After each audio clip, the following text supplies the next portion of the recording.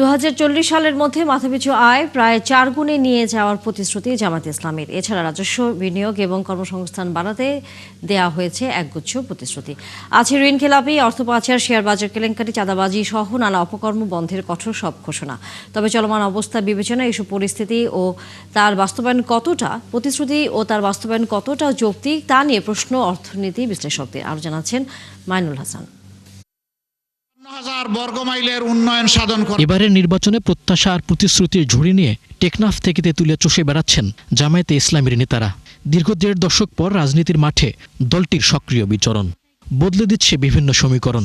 এরই মধ্যে ক্ষমতায় গেলে দেশের উন্নয়নে নেয় প্রতিশ্রুতির লিখিত রূপও ইশতেহার আকারে প্রকাশ করেছে দলটি, যেখানে অগ্রাধিকার দেওয়া হয়েছে 26টি বিষয়ে। শিয়া বাটার ও ভিটামিন ই সমৃদ্ধ লিলি বিউটি সোপ, তারুণ্যময় উজ্জ্বল ত্বকের জন্য। রিমার্ক।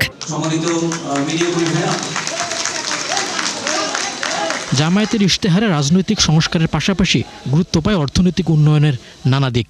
যেমন 2040 সাল নাগাদ প্রতিশ্রুতি দেয়া হয় মাথাপিছু আয় $10,000 নিয়ে যাওয়ার, বর্তমানে যা 2,500-এর কিছু বেশি। বিনিয়োগ বান্ধব পরিবেশের নিশ্চয়তার পাশাপাশি প্রতিশ্রুতি দেয়া হয় জিডিপির 14% রাজস্ব আহরণের। এছাড়া সরকারি ব্যয় বা বাজেটের আয়তন নেয়ার লক্ষ্য জিডিপির 20%, বর্তমানে যা 15-এর নিচে।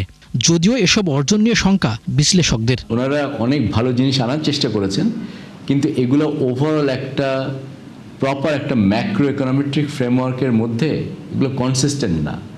মানে আমার যে প্যারামিটার্সগুলো আমি ব্যবহার করছি, যে আমার কতখানি ট্যাক্স জিডিপি রেশিও হবে, গ্রোথ কত হবে, সেই অনুযায়ী হিসাব করলে আমার কত $1 ট্রিলিয়ন ইকোনমি হওয়ার কথা, কতটুকু সরকারি ব্যয় লাগবে, এগুলা ভিতরে অনেক গরমিল আছে। কাজে এখানে অনেক হোমওয়ার্ক করা উচিত ছিল। আলোচিত পে স্কেল বাস্তবায়নে জোর দিয়ে দুর্নীতি, অপচয় ও অদক্ষতা দূর করার কথা বলা হয় ইশতেহারে। এছাড়া ব্যাংক খাতের খেলাপি ঋণ কমানো, কেন্দ্রীয় ব্যাংকের স্বায়ত্তশাসন ও সুশাসন নিশ্চিতে দেয়া হয় কমিশন গঠনের প্রতিশ্রুতি। এছাড়া উপযোগী বাণিজ্য নীতি, নতুন শিল্প বিকাশে উদ্যোগ ও রুগ্ন শিল্পের উন্নয়নেও দেয়া হয় একগুচ্ছ পরিকল্পনা।